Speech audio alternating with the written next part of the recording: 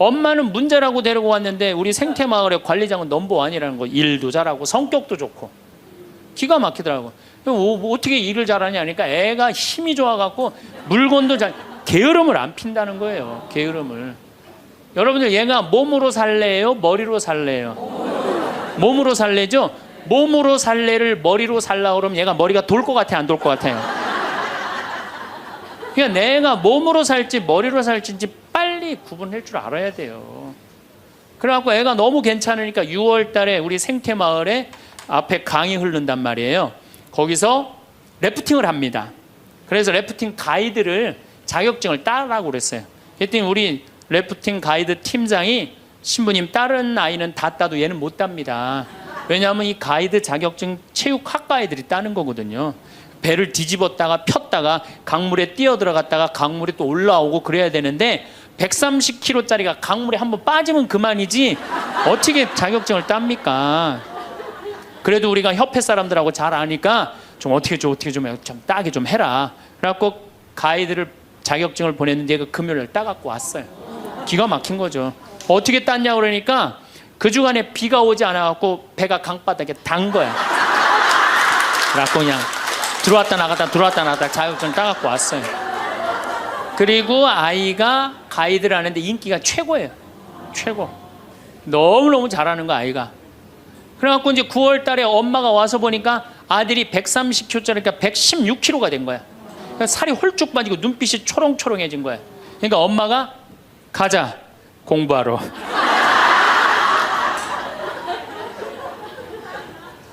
제가 보기에는 이 아이는 우리 집에 4년 동안 일하면은요 돈 5천만 원, 6천만 원, 7천만 원 벌어요. 왜냐하면 우리 집에 일하면 돈 주거든요. 그럼 그 돈 모아갖고 사업을 해도 얘는 잘하는 애예요. 꼭 공부로 승부 걸 아이가 아니거든요. 그럼 신부님 우리 애가 몸으로 살랜지 머리로 살랜지 기준이 어떻게 됩니까? 반에서 10등 안에 안 드는 놈들은요 다 몸으로 살 놈들이에요. 여러분들 자식들 중에 반에서 10등 안에 안 드는 애들은 다 몸으로 살 애들이야. 독일은 초등학교 졸업하면서 중학교 올라가면서 갈릅니다. 대학 들어가래 아니면 기술 배우래. 그래갖고 갈러도 학교 선생님이 갈러놔도 우리 애가 왜 이 머리가 나쁘냐 이렇게 따지는 부모 하나도 없대요. 그러니까 그 독일 사람들은 그게 내 아이가 몸으로 살고 손으로 기술로 하는 걸 좋아한대요. 그리고 그렇게 아이가 살도록 도와준대요. 근데 우리는 만약에 그렇게 했다. 내가 교장 선생님들, 교감 선생님들한테 강의 한번 간 적이 있어요. 연수원에 가서. 그랬더니 교감 선생님들이 만약에 우리가 그런 결정을 하면 지금 학부형들한테 맞아 죽는다는 거예요. 우리나라 부모님들이 욕심이 너무 많은 거예요. 자식들한테. 그러니까 자식들이 희생당하는 거죠. 자식들이 희생당하는 거예요. 그러니까 독일은 대학을 졸업하는 비율이 아이들의 한 25% 정도밖에 안 된대요. 대학을 졸업하는 아이들이. 들어가는 애들도 많지 않고, 미국은 뉴욕 잘 사는 데가 대학 졸업하는 비율이 60%예요. 60%. 그런데 우리나라는 대학에 지금 입학하는 게 몇 프로냐면 92%예요. 아무나 다 대학 가는 거예요. 아무나 다. 그러니까 독일은 몸으로 살 애들이 75%야. 그렇죠? 그 다음 미국은 몸으로 살 애들이 40에서 50% 정도 돼요. 우리나라는 92%가 대학, 미국은 또 미국이나 캐나다는 60%가 대학에 들어가도 졸업하는 건 그중에 반밖에 못해요. 다 졸업 못해요. 그래서 그쪽에 가보니까 입학은 물어봐도 졸업은 물어보는 게 아니래요. 졸업하는 게 그렇게 어렵다는 거예요. 근데 우리는 92%가 들어가면 92% 거의 다 졸업을 하는 거야. 우리는 몸으로 살 애들이 8%밖에 안 돼. 머리로 살 애들이 92%고. 공장에, 농장에 일할 사람들이 있어요? 없어요. 그러니까 이 나머지 92% 중에 취직을 다 합니까? 40, 50%밖에 못해요. 그러면 나머지 40%는요 한량으로 남는 거예요. 취직도 못하고. 그럼 그 자식 보고 있으면 속에서 불이 나요, 안 나요? 불이 나죠? 근데 누가 잘못한 거예요? 부모가 잘못한 거예요. 처음부터 너는 머리로 안 될 것 같으니까 우리 몸 쪽으로 가자. 그래갖고 농사를 가르치든지 기술을 가르치면은 걔 벌써 취직해갖고 일했을 거예요. 근데 다 우리의 삐뚤어진 욕심 때문에 아이도 망가뜨리고 부모도 망가지고, 그래갖고 돈 쏟아 넣느냐고 노후 대책연금도 못하고, 그러니까 그냥 전 국민이 그냥 화 속에서 사는 거예요. 근데 우리가 왜 자식들한테 많이 더 화가 나느냐? 이유는 딱 한 가지예요. 공부 못 한다는 거예요. 공부 못 한다는 거. 공부 안 하고 딴짓 한다고. 사친구 때 공부 안 하고 컴퓨터 게임이나 하고 더욱이 눈 동그랗게 뜨고 부모한테 덤비면은 화가 나요, 안 나요? 나죠? 그리고 그냥 문 쾅 닫고 자기 방에 들어가고 나오지도 않으면은 속에서 불 나지 않아요? 근데 여러분들 자라면서 사춘기 때는 그러는 게 당연한 거예요. 사춘기 때는 방황할 수 있는 권리가 있는 아이들이에요. 사춘기 때는 자기가 방황하는 게 당연한 거예요. 얘네들은 권리예요. 방황하는 게, 혼란스러운 게. 근데 엄마들이 그걸 허락을 안 해. 내가 좀 마음이 산란하고 그냥 몸도 막 변하고 그냥 정신도 이상하고 여자 보면 가슴이 흥분되고 막 그래갖고 학교도 가기 싫고 그래갖고 그냥 마음이 산란해갖고 오늘은 학교를 하루 접고 명동에서 좀 고민 좀 해야 되겠다. 학교를 하루 안 갔어. 학교 선생님이 엄마한테 애가 학교 안 왔다고 그냥 찾아보니까 명동에서 그냥 애가 그냥 왔다 갔다 하는 거야. 엄마 미치는 거죠. 엄마 뭐라 그래? 너 방황은 나중에, 지금 공부하고 방황을 엄마가 명동에서 대신해 줄 테니까 너는 지금 뭐 해야 돼? 공부해야 돼. 얘는 방황할 자격도 없는 거예요. 우리나라 애들은. 우리나라 애들은요, 부모를 마귀로 보는 거. 마귀로. 자기를 괴롭히는 마귀로 보는 거예요. 부모가 어디 있어요. 사실은 여러분들 자식들한테 욕심만 포기하면요, 자식들하고 싸울 일 하나도 없어요. 사실은 내 자식이 몸으로 살 놈인지 머리로 살 놈인지 빨리 판단해야 돼요. 신부님, 결혼 생활을 한번 해보세요. 얼마나 화가 나나. 여러분들 누구 때문에 제일 많이 화가 나요? 남편, 아내, 자식들 때문에 화가 나죠. 이 자식들하고 관계를 보면은 자식 그냥 아무 잘못도 없는데 자기 화나면 자식들한테 뭐라고 폭언을 쏟아붓느냐면은 다 필요 없어, 너도 필요 없어, 그러죠? 밥이 넘어가냐? 뭐 이런 말 막 하잖아요, 자식들한테. 근데 여러분들 자식들한테 화로 키우면 그 화가 자기한테 돌아옵니다. 제가 한 15년 전에 용산 전자랜드에 내 후배 신부가 전축을 산다고 그래서 전축 사러 갔어요. 그때 2월 15일경이었어요. 졸업 시즌이었어요. 전축을 사러 갔는데 그날 아마 아들이 이제 졸업을 했나 봐, 중학교를. 그래갖고 컴퓨터를 사준다고 엄마하고 아들하고 나온 모양이에요. 근데 엄마는 100만 원을 들고 나오고 아들은 그 컴퓨터 앞에서 150만 원짜리 컴퓨터를 자꾸 사고 싶어 하더라고요. 그러니까 이제 아들하고 엄마하고 하니까 엄마가 슬슬 열받는 거지. 아들이 그냥 100만 원짜리 사면 좋은데 150만 원짜리 자꾸 산다고 우기니까 엄마가 너무 열받으니까 이 감정을 조절하지 못하고 아들 귀싸대기를 때렸어요. 그 많은 사람들이 있는데 쫙 소리가 났어요. 난 전축 사다가 무슨 소린가 했더니 때린 거 엄마가. 그래갖고 내가 그 모자가 하는 게 하도 신기해서 전축 사는 걸 관두고 구경하기 시작했어요. 어떻게 되나. 근데 엄마가 너무 화가 나니까 이성을 잃으니까 뭐라고 그러느냐면은 너 지금부터 나한테 엄마라고 그러지 말고 아줌마라고 불러. 내 말 그렇게 안 들을 거면 아줌마라고 불러. 나 지금부터 네 엄마 아니야. 얘가 그냥 귀싸대기를 맞고 얼마나 창피해. 그 많은 사람들이 봤는데 막 울더라고 애가. 그런데 막 울더니 계단에서 막 울더니 얘가 착한 애예요. 막 한참 생각하더니 자기가 잘못했다고 생각을 했는지 엄마한테 가갖고 엄마 미안해, 내가 100만 원짜리 살게. 분명히 그랬거든 아들은. 근데 엄마는 이미 이성을 잃은 상태야. 그러니까 엄마가, 웬만한 엄마는 고맙다, 네가 그렇게 마음을 돌려줘서, 그리고 내가 때린 거 미안하다 이래야 되는데 이 엄마는 완전히 이게 정신이 나간 엄마라 뭐라고 그러느냐면 이놈의 새끼 아줌마라고 부르는데 왜 자꾸 엄마라고 부르느냐고. 여러분, 그 아이가 그날 컴퓨터 얻어갖고 갈 수 있어요. 그렇지만 시간이 지나면은 아이가 엄마가 컴퓨터 사준 거 생각할까요? 귀싸대기 맞은 거 생각할까요? 5년, 10년 지나고 나면 컴퓨터 아무 생각 안 해요. 때린 것만 생각나요. 그런데 부모는 참 이상해요. 자식한테 때린 건 하나도 생각 안 하고 잘해준 것만 생각해요.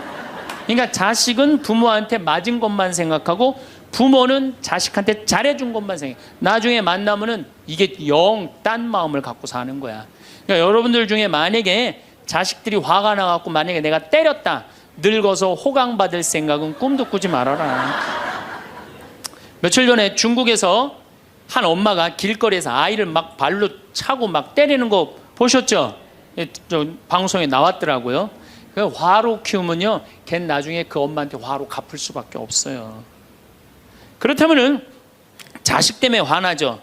그런데 이 부부라도 서로 사이가 좋으면은 좋은데, 엄마들이 자식한테 미쳐갖고 남편한테 신경 써야 안 써요?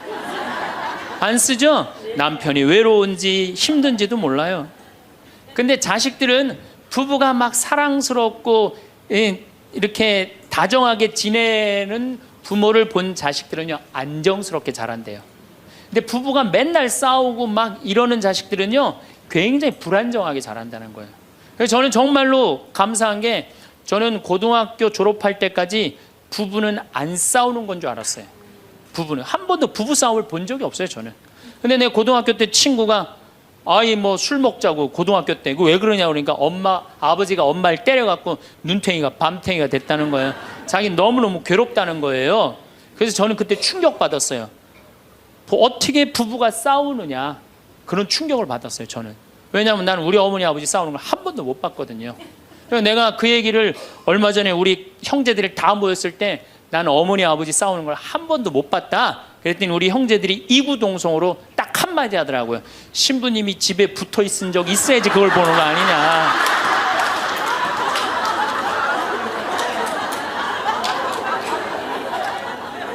어쨌거나 저는 본 적이 없어요. 저는 굉장히 긍정적으로 자랄 수 있는 거죠. 근데 우리나라 남자들은 참 불쌍해요. 돈은 죽어라 벌지만 그 돈을 마음 느긋하게 써볼 수가 없어요. 그렇죠? 자식들 학원비에 대학 등록금 되다 보면은 30에 결혼해서 시집 장가 갈 때까지 60대까지 노예같이 사는 게 대한민국 남자들이에요. 이 남자들 짜증 나겠어요, 안 나겠어요? 화가 나겠어요, 안 나겠어요? 날 수밖에 없어요. 그런 남편들을 신경 한번 써줘 봤어요. 정말로 남편 정말로 남편을 왕대조 패줘봤느냐고. 여러분들 길 가는 사람이, 여러분들 10,000원 주는 사람 있어요? 길 가는 남자가 당신 예쁘다고 10,000원 주는 남자 봤어요? 근데 여러분들 남편은 그냥 한 달에 뼈가 빠지게 벌어갖고 200만 원이든 300만 원이든 400만 원이든 갖다 바치잖아요. 그러면 그 남편한테 감사해야 될 거 아니야.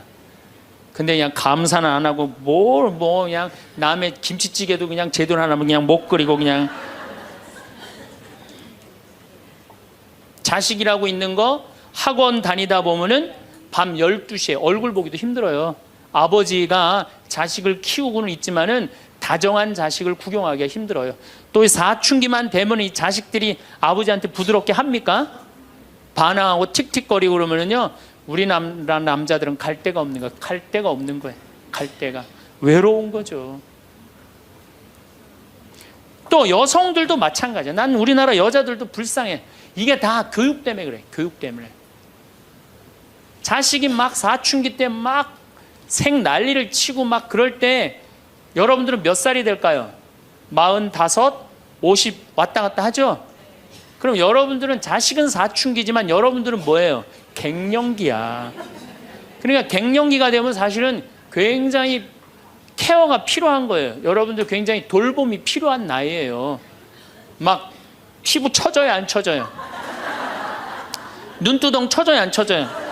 눈가 처져요, 안 처져요? 볼 처져요, 안 처져요? 이가 처져요, 안 처져요? 그러니까 그렇게 처지는 거 거울에 이렇게 보고 앉아 있으면 어떤 얼굴이 되냐면 이런 얼굴이 돼요.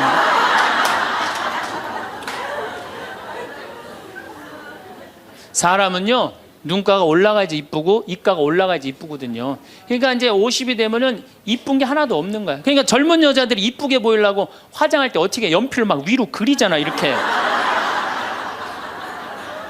근데 50이 되면 연필로 그려도 결국은 어떻게 돼요? 끝이 떨어지잖아요.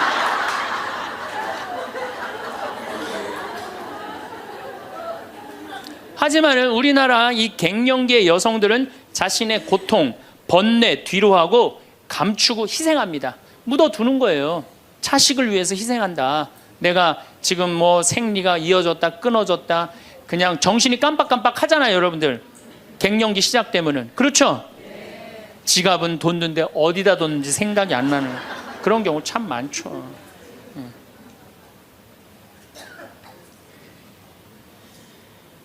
그러니까 자기만 희생한다고 생각을 하니까 화가 나는 거예요. 화가 나는 거. 더욱이 50이 되면은 뭐에 걸리느냐? 빈둥지 증후군에 걸려요. 자식 공부하러 나가고, 그렇죠? 남편 돈 벌러 나가고, 자기는 50 되면은 아무도 옆에 없는 것 같은 외로움 속에 자기가 이제 빠지는 거죠. 그러면 이제 자식 보면 막 화가 나는 거예요. 남편 봐도 화가 나고, 몸에는 막 테스토스테론이 나와가고 힘은 흘러 넘치고, 그러니까 막 소리 지르는 거야. 그러니까 50 넘은 여자 중에 여자 같은 여자는 없고 전부 다 깡패 같은 여자들만 있는 거예요. 50 넘은. 그래서 나는 이 부부들 보면은 참 재미난 게, 성당에서 내가 보면 얼굴도 예쁘고 정말로 상냥해요. 이 음식 반찬도 맛있게 하고, 그럼 남편하고 술 한잔 하면서 형제님 행복하다고, 저렇게 이쁘고 상냥하고 괜찮은 여자랑 살아서 정말로 부럽다고. 그러면은 형제님들 대부분이 뭐라고 그러냐면, 신부님 부러우세요? 너무 부럽다고. 그러면은 형제님들이 뭐라고 그러냐면, 데리고 가세요.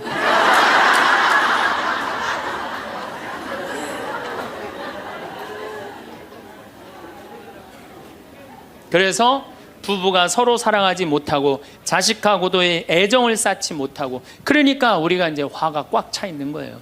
그러니까 이 화가 꽉 차 있으니까 정말로 상상하지 못하는 일들이 벌어지는 거, 우리 사회 안에서.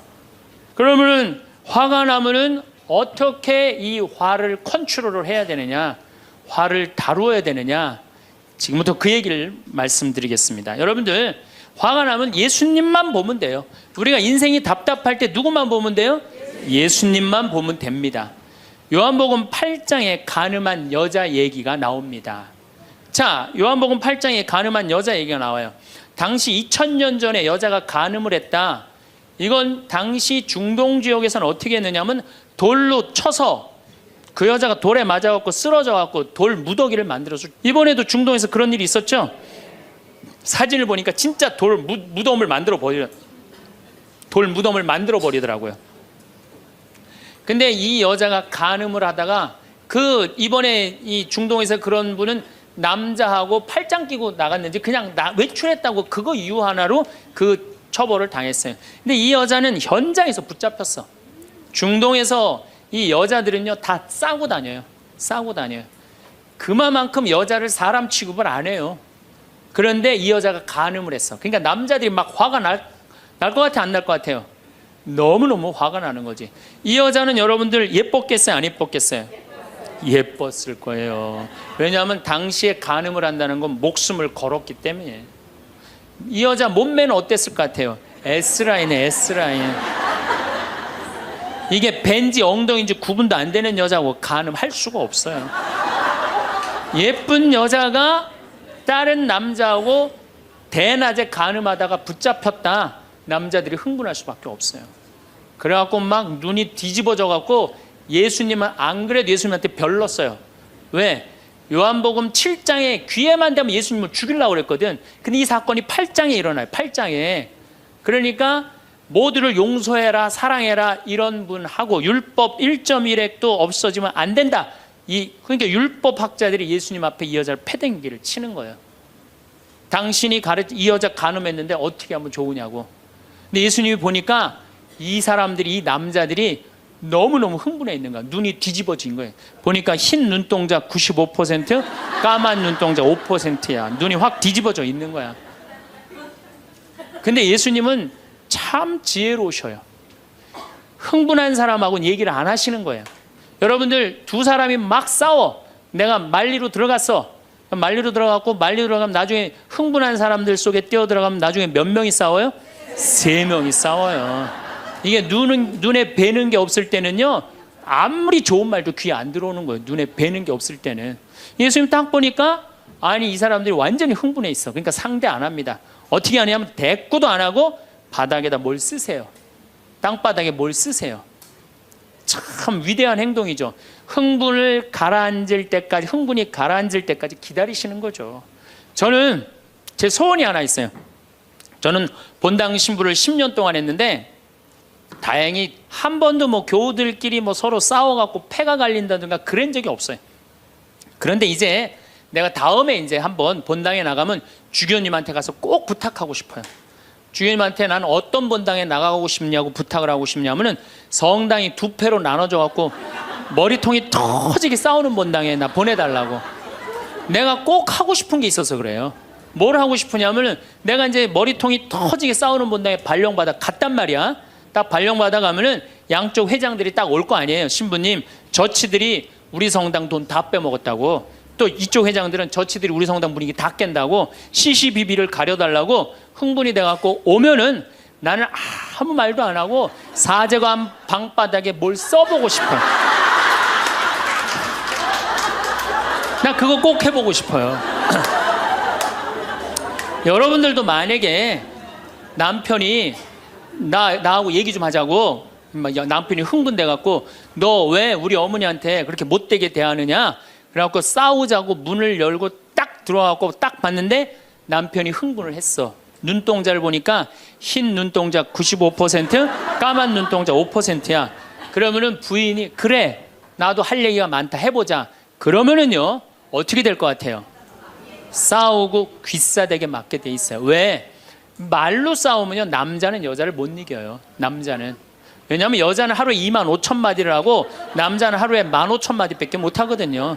그러니까 말로는 여자를 이길 수가 없어요. 나는 우리 신부들 중에 수녀님하고 싸운 신부들 중에 수녀님하고 싸워서 수녀님을 이긴 신부를 본 적이 없어요.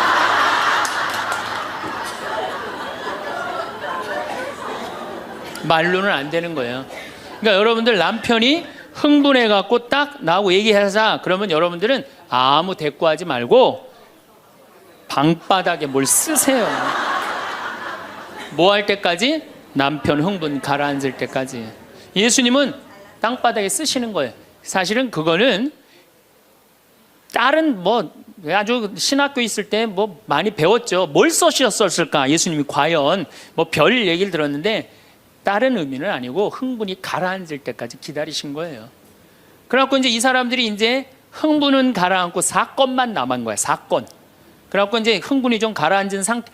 여러분들 아무리 화가 나도 열만 심으면요 웬만하면 흥분이 가라앉아요. 그 열을 못 쉬어서 흥분이 터지는 거죠.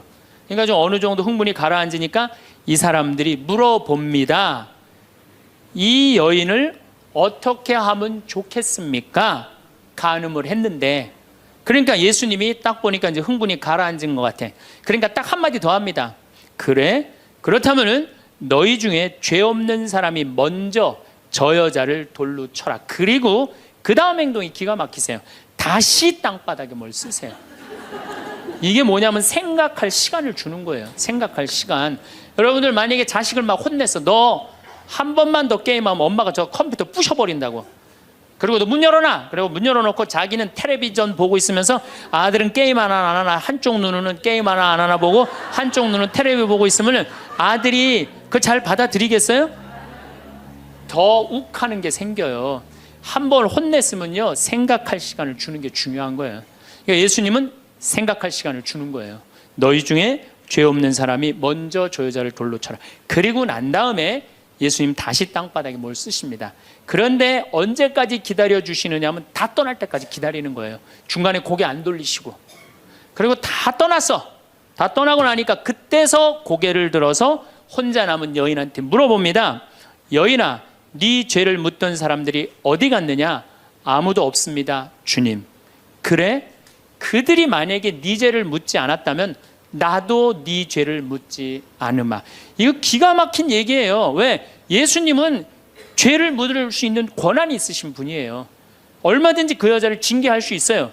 그렇지만 다른 사람이 묻지 않았기 때문에 나도 묻지 않겠다. 아, 기가 막히지 않아요? 예수님은 세 사람을 용서합니다. 첫 번째 죽이다고 덤비는 바리사이들을 용서하고 간음한 이 여인을 용서하고 그 다음에 율법의 1.1획도 나는 어기로 온 것이 아니다, 없애러 온 것이 아니다 이렇게 가르친 당신까지 용서한 거야. 다시 말해서 흥분이 가라앉으면요 문제 해결은 다 돼요. 흥분한 상태에서 여러분들이 문제 해결하려고 하면 해결이 안 된다는 얘기예요. 그렇다면은 이 흥분은 화는 어떻게 하면 조절할 수 있느냐? 첫 번째, 숨을 잘 쉬어라. 이거는 모든 화를 조절하는 책을 읽어보면요, 첫 번째로 나오는 게 숨을 잘 쉬어라예요. 화가 나면은 숨이 가빠져요, 안 가빠져요?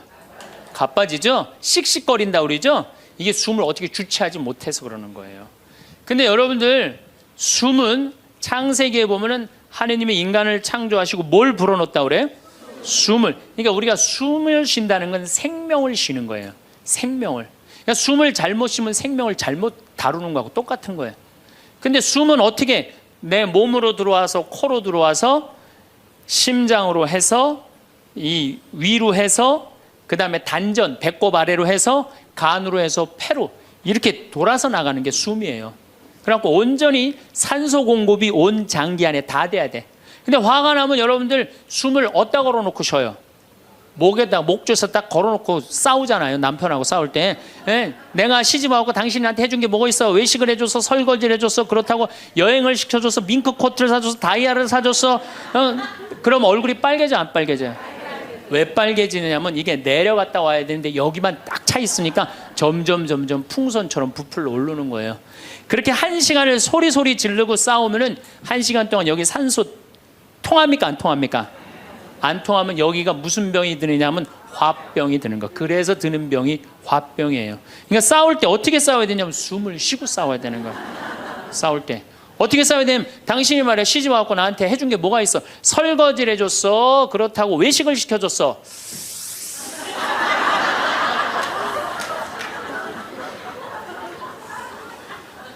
그렇다고 나 밍크 코트를 사줬어, 아니면 다이아를 사줬어. 당신 나한테 해준 게 뭐 있어? 내 시집 와서 고생만 했지.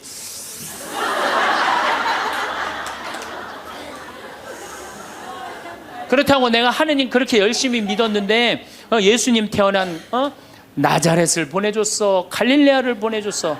나 이 집에서 종처럼 일만 했는데 당신 뭐가 있다고 나한테 소리를 지르고 그래? 이렇게 숨을 쉬고 싸우면은요, 절대 남편한테 귀싸대기 안 맞아요. 남편이요, 차분히 얘기하게 돼 있어요. 근데 막 흥분을 끌어올리면서 얘기하면 사람 감정이 격해져 갖고 이성이 사라지는 거예요. 그래서 우리가 내가 너무너무 화가 나면은 심호흡을 10번만 하면은 굉장히 문제가 해결된다는 거예요.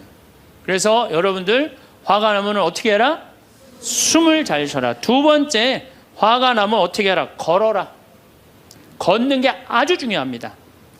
여러분들, 화가 날 때 묵주를 들고 나와서 동네 한 바퀴만 돌면은요, 알아서 마음이 정리가 돼요. 해결책도 알아서 나와요. 2시간, 3시간만 걸으면은요, 완전히 차분해져서 들어가요. 그러니까 화가 나면 그 자리에서 떠나야 되는 거, 무조건. 떠나는데 가만히 있으면 더 이게 일어나거든요. 그래서 이 꼼포스텔라라고 스페인의 야고보 성인 무덤 가는 800km, 그게 세계적으로 그렇게 인기가 좋은 게 왜 인기가 좋으냐 하면은 그 걸으면서 사람이 치유가 다 되고 마음 정리가 다 되기 때문에 그러는 거예요. 그러니까 걷는 거는 건강에도 좋지만은 마음을 정리해 주는 게 걷는 거예요. 그래서 여러분들, 정말로 화가 나면 어떻게? 걸으세요. 그리고 정말로 큰 숙제가 있다, 내 인생에 큰 숙제가 있다 그러면은 도보 성지순례를 하세요. 도보 성지순례를. 저는 우리 교우들이랑 이 세남터에서부터 미리네까지 전체 교우가 밤 8시면 모여갖고 새벽 3시, 4시까지 저 미리네까지 걸었어요. 그 목요일, 금요일, 토요일, 일요일 4일을 걸었는데 그 한 400~500명 되는 교우들이 나한테 체험, 은혜 받은 얘기를 하는데 이건 보통 은혜 받은 게 아니에요. 허리 아프던 사람은 허리 다 낫고, 위장 아프던 사람은 위장 다 낫고, 마음 복잡한 사람 마음 정리되고, 사업이 막 안 돼갖고 괴로워하던 사람은 빛을 보고, 걷는 게 그렇게 우리 인생에 중요한 거예요. 그래서 내가 정말 문제가 있다, 세남터서부터 걸으세요. 세남터 우리 김대원 시모님 시신 모시고 미리네까지 원선시호 할아버지가 그땐 청년이었지만 갔잖아요. 그 생각하고 걸으면요, 여러분들 은혜 많이 받으실 거예요. 그러니까 화가 나면 어떻게 해라? 숨을 잘 쉬고 그 다음에 어떻게 해라? 걸어라. 그 다음에 화가 나면, 화를 조절하는 방법 중에 세 번째는 잘 먹어라. 이게 먹는 게 화를 먹는 경우가 너무 많아요. 인스턴트 음식, 그렇죠? 이거 잘못 먹으면요 다 화가 들어있는 거예요. 그리고 고기 너무 많이 먹으면요 화냅니다. 여러분들 사슴 싸나워요 안 싸나워요? 안 싸납죠? 사자 싸나워요 안 싸나워요? 싸납죠? 사자 뭐 먹어요? 고기 먹죠? 사슴 뭐 먹어요? 풀 먹죠? 내 아들이 나한테 덤비는데 막 리모컨 던지고 막 자기 막 방문 부시고 그러면은요 애가 성격이 나빠서 그런 게 아니에요. 아 내가 고기를 너무 많이 먹여서 그렇구나. 그래갖고 걔를 뭘 먹이냐면 6개월 동안 풀만 먹여보세요. 6개월만 지나면 완전히 온순해집니다. 그리고 여러분들 우리가 먹는 게 화가 너무 많아요. 아주 비근한 예를 하나 드릴게요. 달걀을 예를 드릴게요. 달걀을 여러분들 닭들 어떻게 달걀을 낳아요? 우리 지금 여러분들 보통 드시는 닭들 다 가둬놓고 하죠? 재웁니까 안 재웁니까? 안 재우죠? 재우지도 않죠. 공간이 조그맣죠. 스트레스 받으니까 옆에 닭 막 좁니다. 부리로. 그러니까 어떻게 하냐면 부리를 잘라요. 못 쪼개.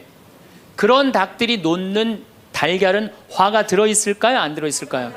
화가 들어있는 거예요. 그런 음식들이 자연적이지 않은 음식들이 반자연적인 음식들을 우리가 먹는 게 문제예요. 우리 닭들은 내가 300마리 키우는데 막 날아다니면서 놓는 알들은 벌써 향이 좋아요. 딱 깨서 먹으면 아주 고소하고. 그런데 일반 그 시중에서 이렇게 사는 닭들은 막 약간 좀 비리고 이런 냄새, 그 스트레스 받는 거예요. 그럴 만큼 먹는 게 중요한 거예요. 그래서 자연식이라는 게 우리한테 그래서 중요한 거예요. 그래서 이 화도 커피 많이 먹으면 막 심장 두근두근 거려요, 안 거려요?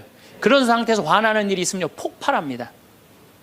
그러니까 먹는 게 아주 중요하다. 네 번째, 우리가 화를 잘 다스리려면은 이게 음양의 조화, 인생을 좀 즐길 줄 알아야 돼.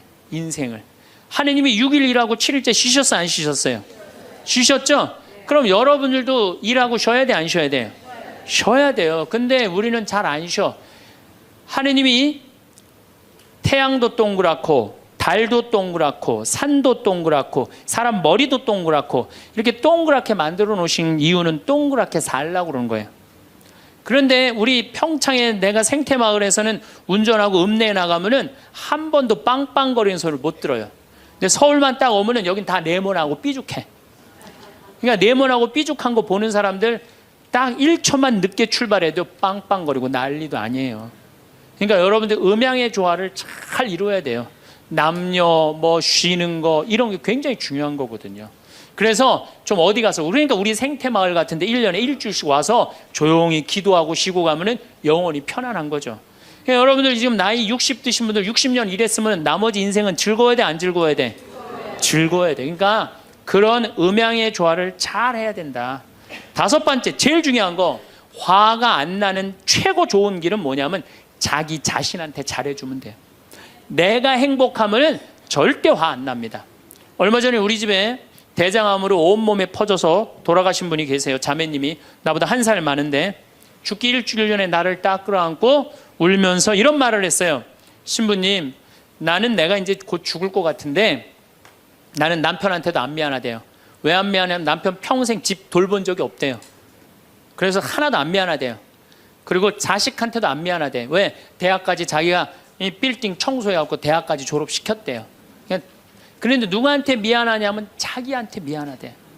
자기는 이 47년을 살면서 한 번도 고생만 했지 자기 맛있는 고기를 사준 적도 없고 자기한테 예쁜 옷을 해입힌 적도 없고 좋은데 구경시켜준 적도 없다는 거야. 그런데 지금까지 고생만 하다가 떨컥 병에 걸려서 죽는다는 거예요. 그래서 자기한테 너무너무 미안하다는 거예요. 근데 이제 죽는다는 거예요. 자기한테 한 번도 잘해준 적이 없는데 너무 자기한테 미안하다는 거예요. 여러분들한테 잘해줘야 될 것 같아요? 안 잘해줘야 될 것 같아요? 괜히 그냥 참고 인내하면서 승질은 승질대로 부리고 그러실 필요 하나도 없어요. 이제 여러분들한테 맛있는 거 있으면 사주세요. 그렇죠? 예쁜 옷 있으면 사 입히고 여러분한테 좋은 데 있으면 구경도 좀 시켜주고 저는 저한테 잘해줍니다. 왜 잘해주느냐 하면은 나는 본당을 떠나 있기 때문에 본당 총회장님도 없고 부회장님도 없고 성무회장님도 없어요. 그러니까 나 고기 먹고 싶으면 사주는 사람 아무도 없어요. 내가 고기가 먹고 싶으면 내가 사줘요. 베네딕토 고기 먹고 싶냐? 가자, 내가 오늘 사줄게. 난 내가 데려와서 내가 사줘 나한테. 그러니까 스트레스 받는 일이 없는 거예요. 남한테 섭섭한 것도 없고. 그래서 제가 항상 하는 얘기지만 집에서는 엄마가 행복해야 돼. 그래야지 자식이 행복한 거예요. 집에서는 아내가 행복해야 돼. 그래야지 누가 행복해? 남편이 행복한 거예요. 집에서는 며느리가 행복해야 돼. 그래야지 누가 행복해? 시어머니가 행복한 거예요. 그러니까 여기 계신 여러분들이 행복해야지 대한민국이 행복한 거예요. 이제는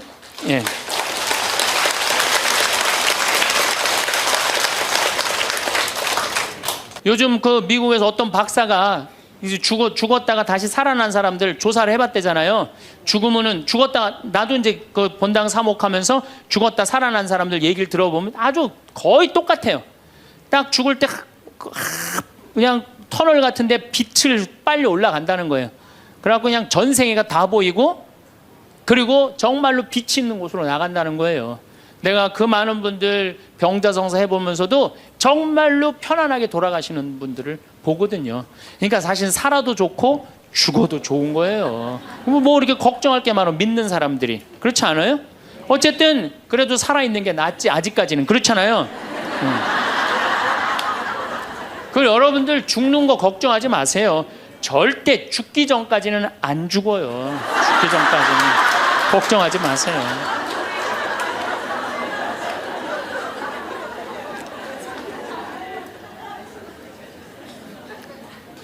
제가 사는 강원도 평창 생태 마을에는 제가 황토집을 전해서 암 환자들이 많이 오십니다. 근데 벌써 한 3년 전 얘기예요. 3년 전에 우리 집에 암 환자 자매님 한 분이 오셨어요. 한 분이 오셨는데 이분이 5월 달경에 오셨는데 완전히 얼굴이 새카마신 분이에요. 남편이 뭐라고 그러느냐면은 간까지 다 암이 전이 돼서 3개월밖에 못 살 거라고. 신부님 마지막으로 황토집이 좋아서 왔노라고. 그래서 신부님이 좀 살려달라고. 내가 무슨 재주로 살려줘요 제가. 그래서 좀 우리 집에 내가 행복론 강의라니까 행복론 강의 좀 들으라고. 근데 마침 그때 암 환자들이 한 10분 정도 있었어요. 그런데 그 암 환자들하고 다른 분들하고 강의를 하는데 10분이 다 웃는데 그 자매는 안 웃는 거예요. 왜 안 웃느냐? 이제 3개월밖에 안 남았기 때문에 그게 너무 걱정이 되니까 내 강의가 재밌지도 않고 웃기지도 않은 거예요. 2시간 내내 무표정한 표정으로 앉아 있더라고요. 그래서 강의 끝나고 내가 자매님을 불러서 자매님 나하고 얘기 좀 하자. 자매님 뭐가 이렇게 걱정이 많으냐? 자매님 지금 근심 걱정은 3개월에 죽는다는 거 걱정을 하는데 3개월에 죽을지 3년 후에 죽을지는 아무도 모른다. 그리고 사실은 오늘 저녁에 교통사고로 죽는 사람도 많고 물에 빠져 죽는 사람도 많다. 우리는 하루를 즐겁게 살면 된다. 내일 걱정은 내일이 알아서 한다. 여러분들 마태복음 6장에 그 얘기가 나오죠. 무엇을 먹을까? 무엇을 마실까? 무엇을 입을까? 걱정하지 말아라. 하늘에 나는 새도 하느님이 먹여준다. 솔로몬도 들에 핀 나리꽃처럼 영화롭게 입지 못했다. 너희들은 오늘 일은 오늘로 족하다. 내일 걱정은 내일이 알아서 할 것이다. 오늘 수고는 오늘로 족하다. 이렇게 말씀을 하셨다. 내일 거 걱정하지 말아라. 그리고 내가 막 자매님한테 혼을 냈어요. 근데 이 자매님이 이틀 동안 집에서 안 나오더라고. 나한테 혼나갖고. 나한테 위로받을 줄 알았더니 그 이틀이 지나고 나서 자매님이 그러더라고. 신부님 생각을 해보니까 내가 남은 3개월 동안 이제까지 하느님의 50년 동안 베풀어 주신 은혜 감사하기도 시간 모자라다는 생각이 든다는 거예요. 마음이 바뀐 거죠. 마음이 바뀌부터 이 자매가 웃기 시작하는 거예요. 막 웃기 시작하는 거예요. 강의를 듣고 웃고 막 그 동료 환자들하고도 산책 다니면서 웃고. 사람이 웃으니까 참 보기 좋더라고요. 얼굴은 까맣게 됐지만은. 그리고 이제 6월 달에 항암을 하러 여기 암세타로 왔어요. 항암을 뭐 거의 5년 동안 암하고 투병을 했으니까 항암을 이제 한다고 10일 있다가 온다는 자매가 가자마자 6일 만에 돌아왔어요. 왜 돌아왔냐 그러니까 신부님 자기가 5년 동안 항암을 하는 동안 정말로 매번 토하고 매번 울었대. 너무 아파갖고. 근데 이번에 가서 항암을 했는데 안 토했다는 거예요. 안 아팠다는 거예요. 너무너무 좋더라는 거예요. 그래서 6일 만에 내가 하느님한테 매번 감사했다. 하느님 감사합니다. 안 아프게 해주셔서. 하느님 감사합니다. 안 토하게 해주셔서. 계속. 그리고 6일 만에 내가 살 때는 평창이다. 그리고 평창으로 돌아온 거예요, 이 자매가. 끝나자마자. 그래갖고 이제 우리 집에서 이제 생활을 하는데 후배 암 환자들이 오면은 내가 시키지도 않았는데 이 자매가 데리고 다니면서 감사해야 된다. 찬양해야 된다. 자매가 알아서 하는 거죠. 근데 우리 집은 이제 7월 달이 되면은 아이들이 환경 교육을 받으러 한 4,000명 정도 와요. 그래서 암 환자들이 사실은 다 집으로 보내요. 그 자매도 이제 전라도 순천 분인데 가시라고 가셨다가 방학 끝나면 오라고. 자기는 안 간다는 거. 내가 살 때가 여긴데 어딜 가냐고. 그래도 갔다가 오시라고. 그리고 자매님 이하 암 걸리신 분들 다 집으로 보냈어요. 8월 달이 되면은 저는 밀린 강의가 많아갖고 여름방학 끝나면 전국으로 강의 다니냐고 정신이 없죠. 암 환자들 일일이 다 체크를 못했어요. 그 자매를 까먹었어요. 까먹고 이제 10월 달이 됐어요. 10월 달이 됐는데 형제님이 전화를 하셨어요. 베드로인데. 신부님 저 베드로예요. 그러면 그때 전화한 거는 이제 이미 세상 부인이 떠나갔고 이제 장례 치르고 사모하고 49제 하고 그러고 난 다음에 이제 내 생각이 나서 대개 이제 우리 집에 이제 오신 분들이 그렇게 전화를 많이 하세요. 이제 돌아가셨고 다 장례 끝났고 어디다 모셨고 그래서 신부님 이제 기도해 달라고. 그래서 이제 자매님 어떻게 됐느냐고 나는 이제 어디다 묻었느냐고 이렇게 이제 물어본 거죠.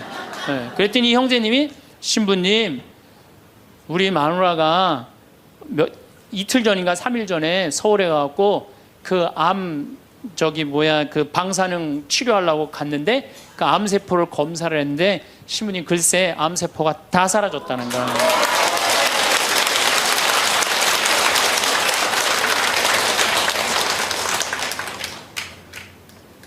축하한다고. 근데 산책을 나갔다는 거예요. 아, 그렇다고. 예. 그래갖고 이제 11월 달이 됐어요. 우리 집에 이제 은퇴 신부님들이 자주 오세요. 그래갖고 이제 은퇴 신부님들 장어를 사드린다고 내 차에 모시고 가는데 저녁에 전화가 왔어요. 근데 젊은 여자야. 신부님 84살 먹은 신부님 73살 먹은 신부님을 내 차에 태우고 운전을 하고 하는데 전화가 왔는데 내가 모르는 번호야. 근데 저쪽에서 너무 이쁘고 젊은 여자가 신부님 저예요 그러는 거예요. 아니 내가 누군지 어떻게 알아. 목소리가 너무 이뻐. 그래서 실례하지만 누구시냐고 그랬더니 저쪽에서 뭐라 그러냐면 신부님 섭섭해요. 제 목소리를 벌써 잊으셨어요 그러는 거예요. 그래서 내가 누구냐고 그러니까 저 마리아예요 그러는 거예요. 그러니까 그 자매야. 아니 목소리가 원래 이렇게 이뻤느냐고. 말만 하면 울음을 물었거든요. 신부님 나 죽으면 안 돼요 이랬던 자매인데 이렇게 밝은 목소리냐고. 신부님 제가 요즘 너무 건강이 좋아지고 너무너무 행복하다고. 그리고 재작년 5월 달에 내가 전라도 여수에 강의를 갔는데 문수동 성당이라는 곳에 강의를 갔는데 그 자매가 순천에서 온 거예요. 갓김치를 담아서. 근데 이 자매가 나한테 전화해갖고 신부님 자기는 너무 행복하다는 거. 뭐가 행복하냐고 하니까 드디어 파마를 했다는 거예요. 암 환자들 꿈은 파마하는 거 아니에요. 그리고 딱 봤는데 그 자매가 이뻐요. 되게 암 걸리는 사람들 특징이 뭐냐면 이뻐요. 암 걸린 사람들이 왜 이쁜지 알아요? 이쁘니까 승질을 못 내잖아요. 이쁜 척 해야 될 거 아니야. 그러니까 화나는 일이 있어도 다 참고 사는 거야. 그러니까 이쁜 사람들이 암에 많이 걸려요. 또 어떤 사람이 법 없이도 사는 사람들이 암에 많이 걸려요. 다 참고 그게 다 암이 되는 거예요. 그걸 참고 사느냐고. 참 예쁘게 생겼어. 그 많은 분들 중에 딱 마리아 자매가 눈에 딱 띄더라고요. 우리 직원들은 몰라보더라고. 얼굴이 분홍색으로 변하고. 나를 끌어안으면서 자기 너무 행복하다는 거. 그러니까 이 자매는 딱 끌어안았는데 내가 성령으로 꽉 차 있는 거 느끼겠더라고요. 근데 3개월 만에 돌아가신다는 분이 지금 3년째 살고 있어요. 지금까지도. 그래서 여러분들 우리가 마음을 근심 걱정하지 말고 감사하다가 살다 보면은 우리한테는 늘 행복한 일이 벌어진다. 우리는 모두 누군가를 위해 살아왔습니다. 가족을 위해, 사랑하는 사람들을 위해, 때로는 우리가 맡은 역할을 위해 최선을 다했습니다. 그렇게 살아가는 것이 당연하다고 여겼고 그것이 옳은 길이라고 믿었습니다. 하지만 어느 순간 문득 이런 생각이 듭니다. 그렇다면 나는 누구를 위해 살고 있는가? 나 자신을 위해서는 무엇을 했는가? 이 질문 앞에서 우리는 종종 말문이 막히곤 합니다. 자기 자신에게 잘해주는 것, 이것은 결코 이기적인 행동이 아닙니다. 오히려 그것은 가장 기본적이면서도 가장 중요한 삶의 태도입니다. 우리가 우리 자신을 소중히 여기지 않으면 다른 사람을 진정으로 사랑할 수 있는 힘이 생기지 않습니다. 마치 빈 항아리에서 물을 퍼낼 수 없는 것처럼 스스로가 텅 비어 있는데 어떻게 다른 이에게 무언가를 줄 수 있겠습니까? 내가 행복하면 절대 화가 나지 않습니다. 이 말은 단순해 보이지만 깊은 진실을 담고 있습니다. 우리가 짜증을 내고 화를 내는 대부분의 순간을 돌아보면 그것은 상대방의 잘못 때문이 아니라 내 마음이 불편하고 불행하기 때문입니다. 배가 고프면 작은 일에도 예민해지고 몸이 피곤하면 사소한 말에도 상처를 받습니다. 마음이 여유롭지 못하면 모든 것이 눈에 거슬리고 세상이 나를 괴롭히는 것처럼 느껴집니다. 반대로 내 마음이 평온하고 충만할 때를 생각해 보십시오. 날씨가 좋은 날, 마음이 가벼운 날, 무언가 기분 좋은 일이 있었던 날. 그런 날에는 같은 일이 일어나도 너그럽게 넘길 수 있습니다. 누군가 실수를 해도 이해할 수 있고 조금 불편한 일이 있어도 웃으며 받아들일 수 있습니다. 이것이 바로 내 행복이 다른 사람과의 관계에 직접적으로 영향을 미친다는 증거입니다. 그래서 자기 자신에게 잘해주는 것은 나만을 위한 일이 아닙니다. 그것은 내 주변 사람들을 위한 일이기도 합니다. 내가 나를 잘 돌보고 행복할 때 나는 더 좋은 사람이 됩니다. 더 인내심이 생기고 더 따뜻해지고 더 관대해집니다. 내 마음에 여유가 있을 때 비로소 다른 사람의 마음도 헤아릴 수 있게 됩니다. 자신에게 잘해준다는 것은 거창한 일이 아닙니다. 먹고 싶은 것이 있으면 사 먹는 것, 가고 싶은 곳이 있으면 가보는 것, 하고 싶은 일이 있으면 시도해보는 것, 이런 작은 것들입니다. 우리는 너무 오랫동안 자신의 욕구를 미루어 왔습니다. 나중에, 다음에, 여유가 생기면, 시간이 나면, 이렇게 계속 미루다 보면 정작 내가 무엇을 원하는지조차 잊어버리게 됩니다. 스스로에게 무언가를 사준다는 것은 단순히 물건을 구매하는 행위가 아닙니다. 그것은 나 자신에게 보내는 메시지입니다. 너는 소중한 사람이야. 너는 이것을 받을 자격이 있어. 너의 행복도 중요해. 이런 메시지를 스스로에게 보내는 것입니다. 그리고 이런 메시지는 우리의 마음을 조금씩 변화시킵니다. 나도 사랑받을 만한 사람이라는 자각, 나도 행복할 권리가 있다는 깨달음, 이것이 우리를 조금씩 더 건강한 사람으로 만들어갑니다. 많은 분들이 자신에게 무언가를 하는 것을 낭비라고 생각합니다. 다른 사람을 위해 쓰는 것은 가치 있는 일이지만 나를 위해 쓰는 것은 사치라고 여깁니다. 하지만 이것은 잘못된 생각입니다. 나를 위한 투자는 가장 가치 있는 투자입니다. 왜냐하면 내가 건강하고 행복해야 다른 사람도 돌볼 수 있기 때문입니다. 비행기 안전 수칙을 떠올려 보십시오. 비상 상황이 발생하면 산소 마스크를 먼저 자신이 쓰고 그 다음에 다른 사람을 도우라고 합니다. 이것은 이기적인 지시가 아닙니다. 내가 먼저 숨을 쉴 수 있어야 다른 사람도 도울 수 있다는 현실적인 조언입니다. 삶도 마찬가지입니다. 내가 먼저 괜찮아야 다른 사람도 제대로 돌볼 수 있습니다. 내가 행복해야 가족이 행복합니다. 이것은 단순한 말이 아니라 누구도 부정할 수 없는 진실입니다. 가족 중 한 사람이 늘 불행하고 힘들어한다면 그 집의 분위기는 어두워집니다. 반대로 가족 구성원 각자가 자기 삶에 만족하고 행복하다면 그 집은 자연스럽게 화목해집니다. 행복은 전염됩니다. 한 사람의 웃음은 다른 사람에게도 옮겨가고 한 사람의 여유는 다른 사람에게도 평안을 줍니다. 우리는 종종 희생을 미덕으로 생각합니다. 내가 참으면 되지, 내가 포기하면 되지. 하지만 이런 희생이 계속되면 마음속에 응어리가 쌓입니다. 표면적으로는 괜찮은 척하지만 속으로는 서운함과 억울함이 자라납니다. 그리고 언젠가 그것은 예상치 못한 방식으로 터져 나옵니다.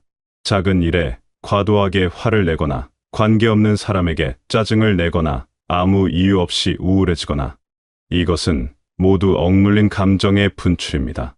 진정한 사랑은 희생에서 나오지 않습니다. 진정한 사랑은 충만함에서 나옵니다. 내 마음이 풍요로울 때, 내가 행복할 때, 그때 비로소 다른 사람에게도 진심으로 베풀 수 있습니다. 억지로 참고 희생하며 주는 것은 사랑이 아니라 의무입니다. 그리고 의무로 주는 것은 결국 양쪽 모두를 지치게 만듭니다. 자신을 돌보는 것은 결코 이기적인 일이 아닙니다. 오히려 그것은 책임감 있는 행동입니다. 내가 무너지면 내 주변 사람들도 영향을 받습니다.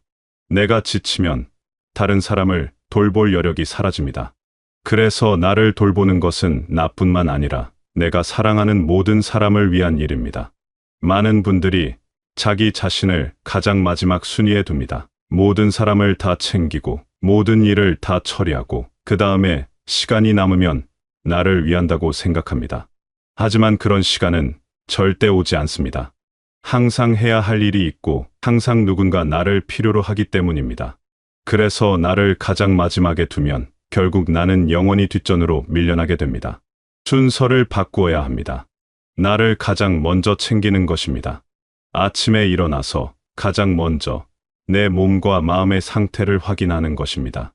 오늘 나는 무엇이 필요한가? 오늘 나는 무엇을 하고 싶은가? 이것을 먼저 생각하고 그 다음에 다른 일들을 처리하는 것입니다. 이것이 이기적으로 보일 수 있지만 실제로는 가장 현명한 방법입니다. 내가 아침에 충분히 쉬고 상쾌한 마음으로 하루를 시작하면 그날 하루 동안 만나는 모든 사람에게 더 좋은 사람이 될 수 있습니다.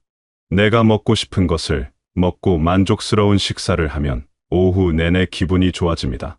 내가 하고 싶은 일을 조금이라도 하면 마음에 활력이 생깁니다. 이런 작은 것들이 모여서 내 하루를 만들고 내 인생을 만듭니다. 자신에게 잘해주는 것은 습관입니다. 처음에는 어색하고 불편할 수 있습니다. 평생 다른 사람을 먼저 생각하며 살아온 분들에게는 특히 그렇습니다. 나만 생각하는 것 같아서 죄책감이 들 수도 있습니다.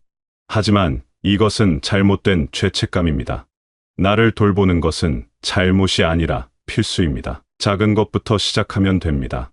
오늘 하루 내가 정말 먹고 싶은 것을 먹어보는 것.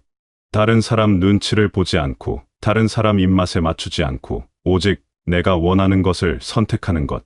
이것만으로도 큰 변화가 시작됩니다. 내 의견이 중요하다는 것, 내 욕구가 가치 있다는 것을 스스로에게 증명하는 것입니다. 다음 단계는 시간을 내는 것입니다. 하루 중 짧은 시간이라도 오직 나만을 위한 시간을 갖는 것입니다. 그 시간에는 아무도 방해하지 못하게 하고 아무 의무도 지지 않습니다. 그저 내가 하고 싶은 것을 합니다. 가만히 앉아 있어도 좋고 산책을 해도 좋고 좋아하는 일을 해도 좋습니다. 중요한 것은 그 시간만큼은 온전히 나를 위한 시간이라는 것입니다. 이렇게 조금씩 자신을 돌보다 보면 놀라운 변화가 일어납니다. 마음에 여유가 생기기 시작합니다. 작은 일에 짜증이 나지 않습니다. 다른 사람의 실수를 이해할 수 있게 됩니다. 관계가 편안해집니다. 이것은 내가 나를 사랑하기 시작했기 때문입니다. 내가 나를 사랑하면 다른 사람도 더 잘 사랑할 수 있습니다. 행복은 조건이 아니라 선택입니다. 모든 조건이 완벽해질 때까지 기다리면 평생 행복할 수 없습니다. 지금, 이 순간에도 행복할 수 있습니다.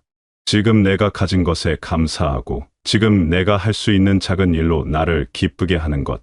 이것이 행복의 시작입니다. 우리는 모두 행복할 자격이 있습니다.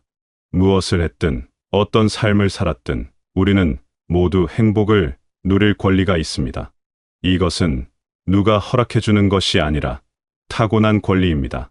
하지만 이 권리를 사용하려면 용기가 필요합니다. 다른 사람의 눈치를 보지 않고 세상의 기준에 휘둘리지 않고 나 자신의 행복을 선택하는 용기. 이 용기를 내는 것이 자신에게 잘해주는 첫걸음입니다.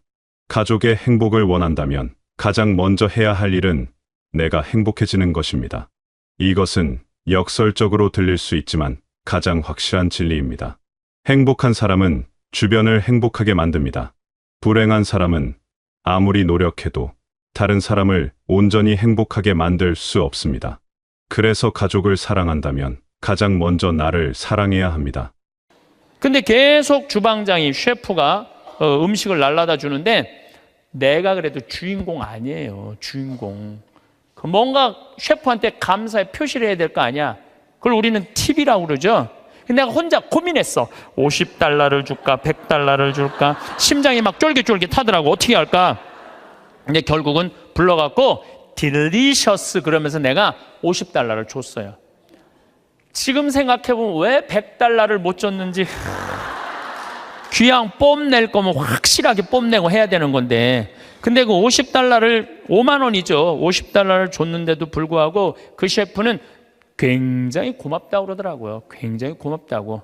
근데 만약에 여러분들 그게 한 1,000만 원치 넘는 식사였는데 내가 그걸 얻어먹고 돈 한 푼 안 내고 팁 하나 안 내고 그냥 가면은요, 그분들 모르긴 해도 내 귀에다 대고 이랬을 거야. 아유 정말 멋대가리 하나 없는 신부라고. 에? 그렇지 않겠어요? 그렇게 멋있게 했으면 그 주방 그 직원 데려다 했으면 줄 알아야지. 이건 비단 나한테뿐만 아니라 여러분들도 마찬가지야. 여러분들 인생을 살면서요, 버는 것도 중요하지만 쓰는 것도 중요해. 쓸 때 확실하게 써. 근데 만약에 내가 돈이 부족해 그러면은 가만히 있어. 여러분들 안 쓴다고 누가 뭐라고 그럴 사람 하나도 없어요. 근데 우리나라 사람들은 쓰는 것도 아니고 안 쓰는 것도 아니고 내는 것도 아니고 안 내는 것도 아니고 사는 게 좀 짜증이 나요. 그래서 쓸 땐 사도 바오로가 뭐라 그래? 난 귀하게도 살 줄 알고 천하게도 살 줄 안다고 그러잖아요. 돈 안 쓴다고 누가 뭐라 할 사람 하나도 없어. 근데 쓸 때는 멋있게 써. 이게 왜 이런 문제가 생겼냐면 내가 귀하다는 생각을 안 해서 그래요. 내가 귀하다는 생각. 여러분들 이 여행 많이 다녀보셨죠? 만약에 유럽 여행 가신 분들 아마 유럽 여행은 일생 한 번 가보는 거예요. 일생 한 번 가보는 여행이야. 한 400만 원 들여갖고 한 번 가보는데 비행기 타고 럭셔리하게 파리에 도착했어. 도착을 했는데 딱 버스에 타니까 가이드가 딱 나타나더니 이렇게 말합니다. 이제 뭐 집에 들어가고 호텔에 들어가고 물은 어떻게 쓰고 뭐 이런 거죠. 여러 가지 얘기를 해요. 그러다가 갑자기 이런 말을 해요. 그런데 여행 다니면서는 팁이 중요하다고. 이렇게 여행 가방 올려다 주는 그 포토한테 1달러 주시고 호텔에서 나올 때 그 호텔 침대에다가 1달러 내려놓고 나오시라고.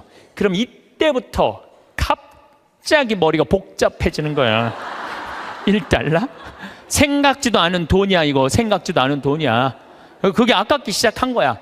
그런데 400만 원을 들여서 일생 한 번 간 여행이에요. 그러면 1달러 10일 2달러씩 줘봐. 20달러 2만 원이야. 그 줄 때 기분 좋게 줄 수 있는 거야. 그런데 이제 딱 박스에서 내리니까 아니나 달라 막 벨보이들이 막 와갖고 가방을 막 들고 갈라 그래. 그러면은 이 할머니들이 이렇게 말합니다.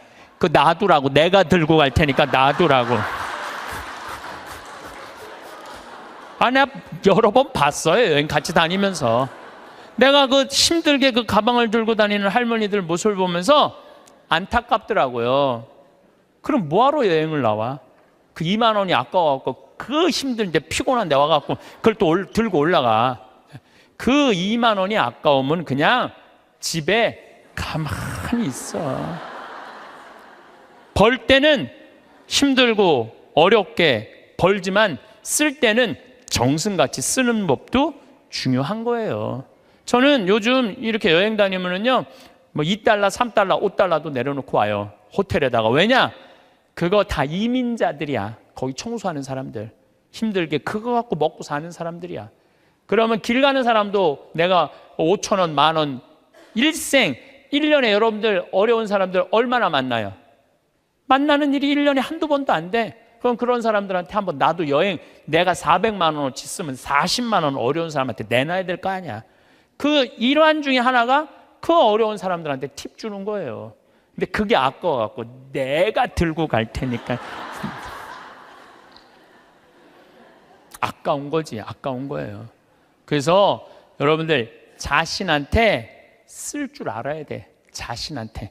제가 왜 이런 말씀을 드리느냐 하면 우리가 돈을 버는 법도 중요하지만 쓰는 법도 중요해요. 여러분들은 지금 정말로 힘들게 돈 많이 벌었어요. 그렇죠? 아끼기도 많이 아꼈어. 그런데 벌기만 하고 쓸 줄을 모른다면은 뭐하러 벌어? 그렇잖아요. 힘들게 돈을 많이 모았어. 근데 쓰려고 8만 원을 쓰려고 보니까 아까워. 벌 떨어. 그럼 뭐하러 보냐 이거예요. 벌 줄도 알고 쓸 줄도 알아야 돼요. 여러분들 이 세상에서 나 자신을 가장 잘 이해하는 사람은 누굴까요? 나예요. 내가 인생 고비고비 살아오면서 고생한 거 면면이 속속들이 가장 잘 아는 사람은 누굴까요? 나밖에 없어요. 그러면은 내가 나 자신을 가장 잘 이해하고 인생 구비구비 고생한 거 가장 잘 아는 나한테 가장 잘해줄 수 있는 사람은 누굴까요? 나예요. 그런데 내가 고생한 거 잘 알지도 못하는 자식이 잘해주겠어요? 남편이 잘해주겠어요? 잘해주지 못해. 내 마음에 맞게끔 잘해줄 수 있는 사람은 이 세상에 나 외에는 아무도 없어요. 나 외에는. 그런데 우리는 간혹 내가 나한테 잘해주면 되는데 나는 나한테 잘해주지 않고 남편이 나한테 잘해주지 않는다고 자식이 나한테 잘해주지 않는다고 섭섭하다고 원망하는 어리석은 사람들이 참 많아요. 여러분들 이렇게 살아오면서 내가 사글세, 월세, 전세, 그나마 뭐 아파트 20평, 30평 이렇게 살 때까지 정말 알뜰살뜰 아끼면서 절약한 거 자식이 알 것 같아요? 몰라요. 그런데 몰라준다고 맨날 눈물찍, 콧물찍,